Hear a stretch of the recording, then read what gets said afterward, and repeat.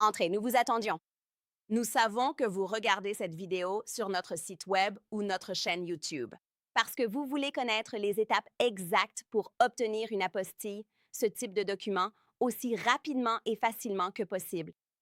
Alors attachez votre ceinture, c'est parti. Bonjour, si vous regardez cette vidéo, c'est pour comprendre comment accélérer la procédure. Apostille, un rapport d'information publique sur la taxe de franchise du Texas, également appelé rapport payeur. Quel en sera le coût? Quels sont les délais actuels de traitement? Comment commander une apostille pour une entreprise du Texas avec nous? Sachez que les documents de dépôt émis par le secrétaire d'État du Texas ne peuvent pas nous être envoyés par courrier ni être déposés en personne par vous. Pour l'apostille, votre entreprise doit déjà avoir déposé ce document auprès de l'État du Texas. Ensuite, un numéro de dossier SOS vous a été attribué après le traitement de votre document. Sans ce numéro SOS unique délivré par le secrétaire d'État, nous ne pouvons pas vous aider à l'apostiller. La division des sociétés du secrétaire d'État du Texas ne délivre des apostilles que pour les documents enregistrés avec un numéro de dossier SOS. De plus, vous devez impérativement connaître le numéro SOS unique attribué à votre entreprise par le secrétaire d'État du Texas. Pour commander votre apostille en ligne, ce numéro ne contient que des chiffres et voici à quoi le rapport public sur la taxe de franchise du Texas ressemblera.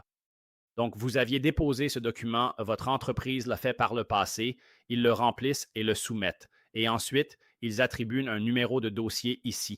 Il est indiqué secrétaire d'État, numéro de dossier contrôleur et nous l'avons flouté. Donc, une fois que vous l'avez soumis, ils vont l'ajouter, ils vont le remplir. Et ensuite, ils vous le renverront ou vous le renverront par email, selon la date de commande.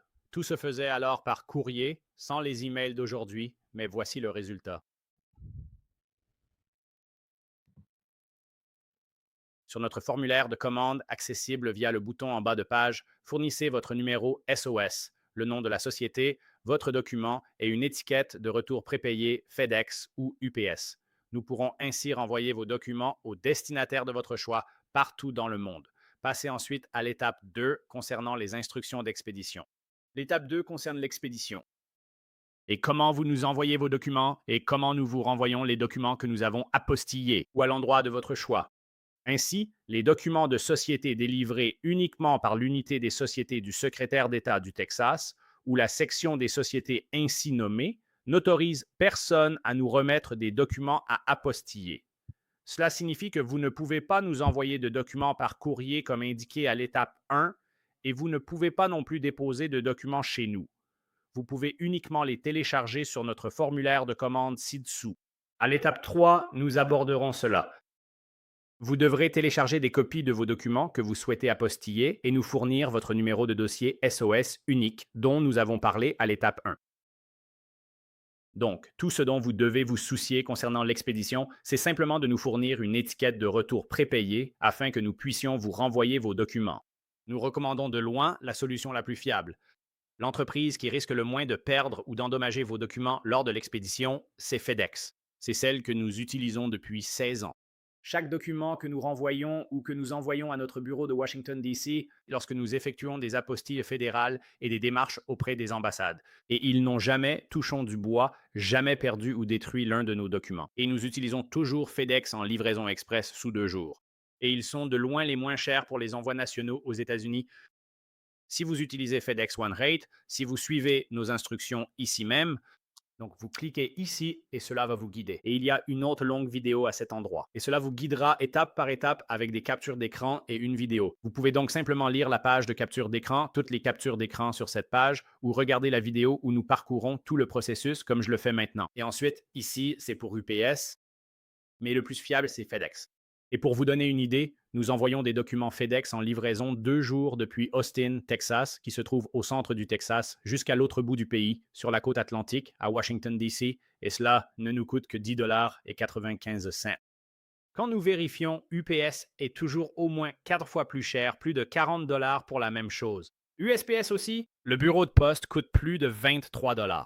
C'est le double, avec FedEx One Rate, et c'est là l'astuce, mais la plupart des gens ignorent cela.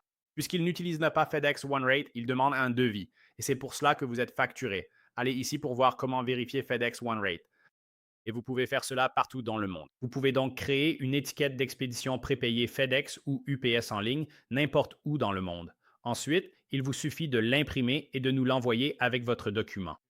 Ou, excusez-moi pour les corps, vous nous l'envoyez simplement par email ou vous le téléchargez sur notre site. Et ensuite, il nous est envoyé par email. De cette façon, vous n'avez pas besoin d'aller dans un magasin UPS ou chez FedEx. Il vous suffit de suivre ces instructions ici sur ces liens et cela vous guidera étape par étape. L'autre chose très importante, c'est que vous ne pouvez pas mettre votre nom, notre adresse ou notre numéro de téléphone sur l'étiquette de retour prépayé. Comme nous l'indiquons ici, nous ne renverrons pas vos documents par courrier. Si vous faites cela, aucun envoi international ne sera effectué. Vous devez indiquer votre nom, adresse et numéro de téléphone ou ceux d'un ami, d'un membre de la famille, d'un collègue ou d'une entreprise.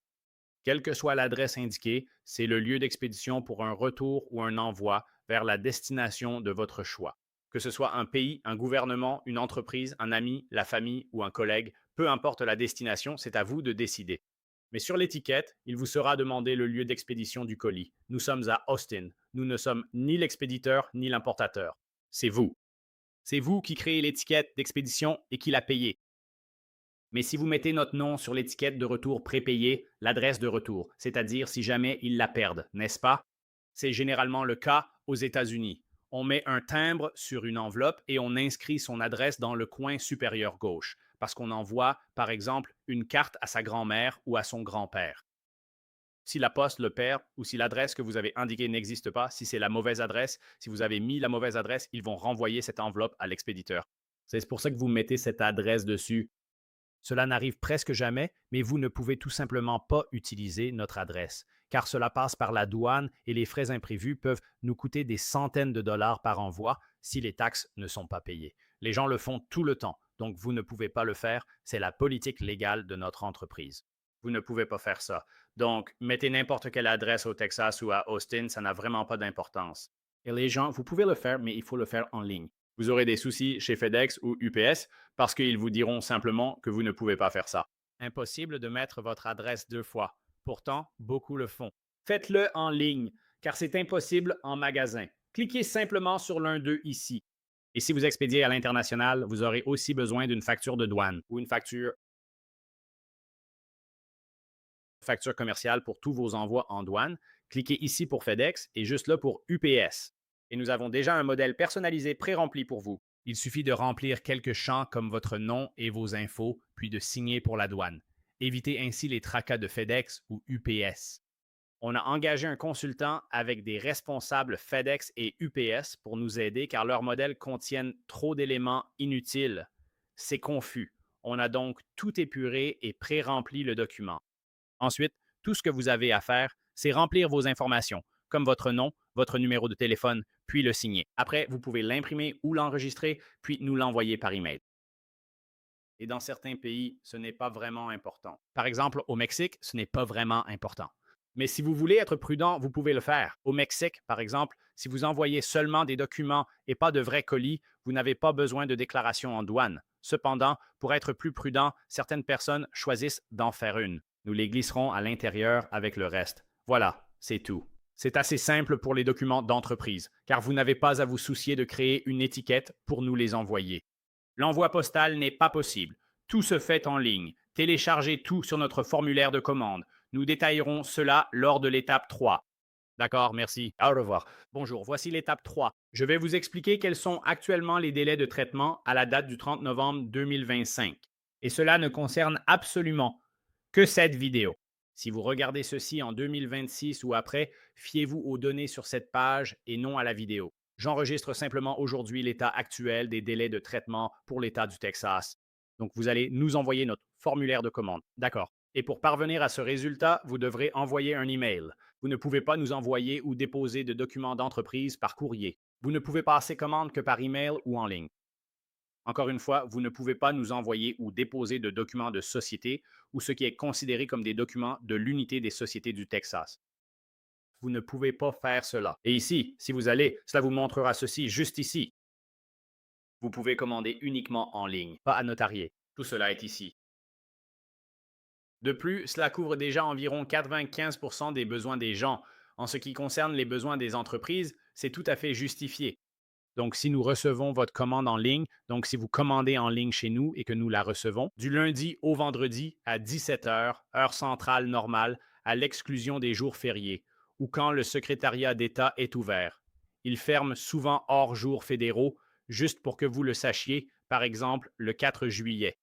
Le lundi après le 4 juillet tombait un vendredi. Le lundi n'était pas un jour férié fédéral ou d'État. Ils étaient fermés cette semaine, le Black Friday et le mercredi avant Thanksgiving, ils étaient fermés. On a fermé 3 jours cette semaine, 2 n'étaient pas des jours fériés, donc ne comptez pas sur l'État. Contactez-nous et on vous dira si c'est ouvert. En général, nous publions un article sur notre blog pour annoncer s'ils sont ouverts. Mais si nous recevons vos documents, encore une fois, après 17 heures, heure normale du centre, il faut compter actuellement 1 à 2 jours ouvrables. Et ceci, juste ici, va changer dans quelques heures. Donc cette date ici et l'année, cela va changer. Tout cela ici va changer chaque mois. Si vous consultez cette page chaque mois, il sera indiqué le 25 décembre ou le 26 janvier, mise à jour selon les délais. À l'avenir, cela pourrait leur prendre 3 ou 4 jours ouvrables, alors qu'actuellement, cela ne leur prend qu'1 à 2 jours ouvrables de notre côté. D'accord. Et je vais vous donner des scénarios pour vous expliquer à quelle vitesse cela ira. Donc, scénario numéro 1. Si nous recevons vos documents avant ou à 5 heures, heure centrale, le lundi, nous allons les déposer, en gros, ce soir-là. Nous allons les déposer électroniquement dans la nuit. Donc, dès le lendemain matin, mardi matin, le secrétaire d'État recevra notre demande. Ils la recevront normalement le même jour. Donc, ils l'émettront ce jour-là. Pour vous, vous avez passé commande lundi, mais pour le secrétaire d'État, c'était après la fermeture. Ils ferment à 17 heures et ont juste changé les horaires après presque 2 ans. Mais pour vous, vous nous avez envoyé votre commande par email lundi. Nous allons déposer la demande aussitôt que possible parce qu'ils étaient fermés mardi matin. Donc, le même jour, c'est-à-dire le jour ouvrable suivant, ils vont passer la commande ou dans 2 jours ouvrables, ils vont l'émettre. Donc, dans le pire des cas, vous l'aurez d'ici mercredi ou mardi. Donc, si vous déposez votre dossier chez nous un lundi, dans le meilleur ou le pire des cas, si vous nous l'envoyez avant 17 heures, heure centrale, nous pourrons le récupérer et vous le renvoyer soit mardi, soit mercredi. Et voici un deuxième exemple. Dans le cas où nous recevrions vos documents après 17 heures le lundi, nous allons les déposer le jour ouvrable suivant, puis ils vont l'émettre en 1 ou 2 jours ouvrables. Donc, dans le meilleur ou le pire des cas dans cette situation, ils vont le faire soit, encore une fois, mardi ou jeudi. Ils pourraient le faire aussi tard que jeudi. Donc, encore une fois, si vous commandez le lundi, dans le pire des cas absolus, nous serons en mesure de déposer retour par courrier le jeudi, voire dès le mardi, selon le secrétaire d'État et son retard accumulé. Mais en général, à l'heure où je tourne cette vidéo, c'est généralement le jour même. Donc, si nous recevons votre document avant 17 heures là-bas, ils l'auront d'ici la fin de la journée de mardi. Nous pourrons alors le récupérer et vous le renvoyer par courrier, en gros, le lendemain. C'est le cas 90 à 95 du temps. Et nous avons une très bonne relation avec les filles qui travaillent là-bas. Ce sont toutes des femmes, tout le personnel. Donc, elles font passer nos commandes très rapidement, vraiment très vite. Donc, ça aide. On leur offre des cookies et des cupcakes. On prend soin d'elles. En général, ça prend 1 jour. C'est notre maximum constaté. Ils n'ont jamais été plus longs malgré les 2 jours ouvrables annoncés sur leur site ou par téléphone.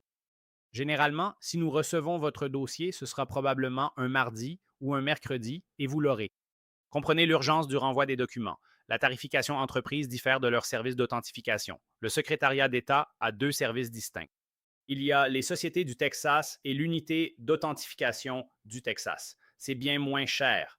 Les frais de dépôt sont 3 fois moins élevés. Nos honoraires sont les mêmes. Nous payons les frais de dépôt pour les deux. Donc, le prix est de 145 par document du côté des entreprises. Et cela inclut tous les frais de dépôt. Donc, pas de frais de dépôt ni d'envoi d'argent supplémentaire. Vous n'avez aucune démarche à faire pour l'entreprise auprès du secrétaire d'État du Texas. Il vous suffit de remplir notre formulaire de commande juste ici. Vous n'avez qu'à cliquer ici. Une vidéo explique la marche à suivre, les fichiers à charger et les informations pour enregistrer votre commande auprès du secrétariat d'État. Enfin, ceci indique que si vous voulez un document, le calcul se fait automatiquement pour vous éviter de le faire de tête. Si vous avez besoin d'une apostille, c'est 145. Si c'est 2, c'est 293, 445, etc. Voici un petit tableau. Jusqu'à 10 s'il vous en faut 10. Si vous avez besoin de plusieurs apostilles sur le même document pour différents pays, cela se fait. Donc, puisque la société va faire la copie certifiée pour vous, comme nous l'indiquons à l'étape 1, vous pouvez en avoir plusieurs. Si vous avez des statuts constitutifs et qu'il vous en faut pour 3 pays différents, indiquez-nous simplement les 3 pays et mettez la quantité 3 sur le formulaire. Et alors, ce sera 435 pour 3. Vous obtenez ainsi 3 apostilles pour 3 pays sur un même document. C'est logique. Vous pouvez en avoir autant que nécessaire car ils créent la copie certifiée. Vous ne leur donnez pas les documents. Alors que dans l'unité des authentifications, disons que vous aviez un acte de naissance, mais que vous en aviez besoin pour 3 pays. Vous ne pouvez pas utiliser un seul acte de naissance pour 3 pays. Vous devrez obtenir 3 originaux ou avoir 3 copies certifiées délivrées par le comté, la ville ou l'État du Texas pour obtenir 3 apostilles. Parce que tous les documents de cette division sont déjà enregistrés chez eux. Ils vont simplement faire de nouvelles copies certifiées pour autant que vous en voulez. Vous pouvez en obtenir autant que voulu. Pour 10 apostilles sur un document, c'est possible car ils les ont déjà en dossier. Et c'est tout. Merci beaucoup.